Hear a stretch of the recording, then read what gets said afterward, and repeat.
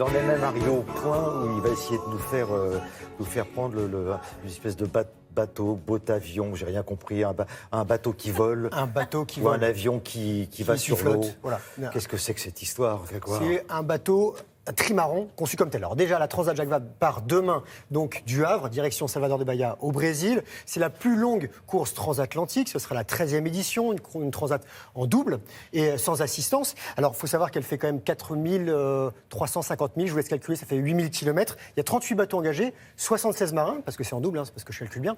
Et il y a 4 classes. C'est une multiclasse. Il y a des monocoques, il y a des multicoques. Et dans ces multicoques, il y a une classe qui s'appelle Ultime. Ce sont des bateaux hors normes. Et dans ces bateaux, il y a le dernier né, celui qui fait rêver tout le monde, qui est la vedette cette année. C'est le Maxi Edmond Rothschild, Gitana 17, avec Sébastien Josse et Thomas Rouxel. Alors ce bateau-là, voilà, c'est le premier Maxi trimaran conçu pour voler. Il vole vraiment.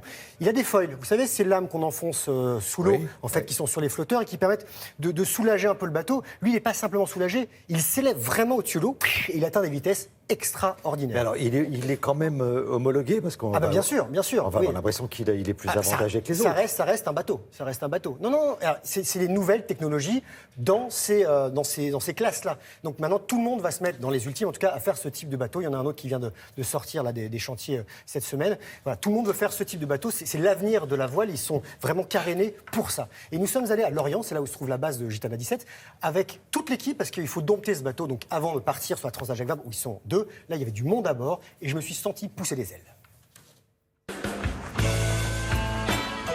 Salut Seb. Salut Greg. C'est vraiment un bateau? C'est presque un avion. On va décoller. C'est parti. Gitana 17, c'est un bateau qui fait 32 mètres de long, 23 mètres de large, 37 mètres de tirant d'air, donc la hauteur du mât. Et c'est un bateau qui a été construit pour voler. Donc il y a une très grosse importance portée sur l'aérodynamisme du bateau, le profilage des bras, des flotteurs, pour qu'il y ait le moins de freins aérodynamiques possible. Les issues de secours se trouvent à l'avant, au centre et à l'arrière de l'appareil.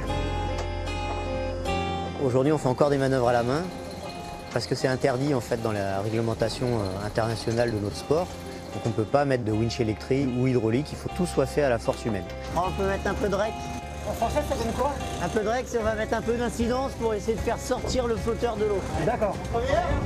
Pour faire voler un bateau comme ça, il faut environ 40 km/h de vent, c'est 20 nœuds. On peut gagner entre 5 et 8 nœuds de plus, donc c'est à 15 km/h de plus par rapport à notre bateau classique.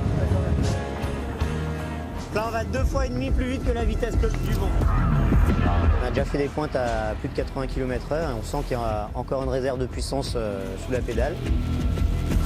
On est obligé de prendre d'autres repères, d'autres automatismes. Voilà, quand le bateau il sort de l'eau, il y a des réglages de voile différents, il y a des assiettes de bateau différentes et le pilotage aussi est différent parce que quand on est à 80 km/h, il faut appréhender la conduite avec l'état de la mer où il faut plus de réflexes, ça c'est sûr. Je prends le manche. Je prends le manche. Là, ça va commencer à accélérer un peu. C'est un bateau qui vole le plus à plat possible. On essaye de décoller à l'horizontale par rapport à l'état de la mer. Et après, quand ça accélère, il y a un vrai effet turbo quand les coques ne traînent plus dans l'eau. Voilà, tu l'as senti là? Voilà, le bateau il vole. Voilà, donc tiens-le. Voilà. Et là, ça accélère. Il y a 4 foils dessus, donc 2 sur les safrans, 2 sur l'avant du bateau, ce qui lui permet d'avoir 4 points de sustentation et de voler complètement sur ces points de sustentation. Les flotteurs, à partir d'une certaine vitesse, ne servent plus à rien, ils ne touchent plus l'eau.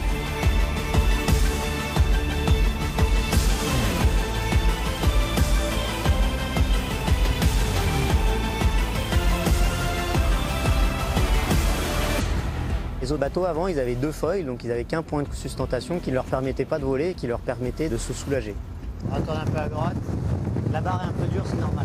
C'est un camion en fait. Ouais, c'est que le bateau, quand il commence à vouloir décoller, il commence à aller vers la gauche. Donc il faut vraiment le garder dans ses lignes, entre guillemets. Voilà. En fait, c'est vraiment un pilotage super fin. Ah, là, on est au degré près.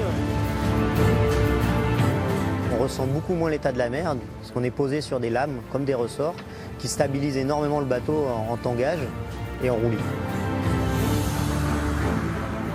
La transat, elle se fait en double, donc on les laisse bosser à 2. Ils ont pas besoin de moi de toute façon. Allez Sébastien, ça affaiblit un peu là. On reste avec des voiles souples pour propulser le bateau. Le jour où on aura des ailes rigides, on aura clairement basculé du côté de l'aéronautique.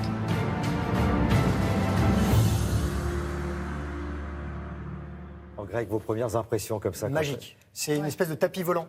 Voilà, vous volez, en fait, vous naviguez, vous êtes vraiment à plat sur l'eau. Ça se déplace un petit peu et vous sentez l'accélération. Et je voudrais saluer le street artist Cleon Peterson qui est californien, qui a fait la décoration de ce bateau qui est, au-delà d'être ultra performant, qui est magique. Vraiment super, super beau. Ce type de bateau-là va mettre une dizaine de jours pour atteindre les côtes brésiliennes. Et le départ se fera demain à 13h30. Et on va suivre, bien sûr, toute l'équipe avec qui j'étais sur le bateau.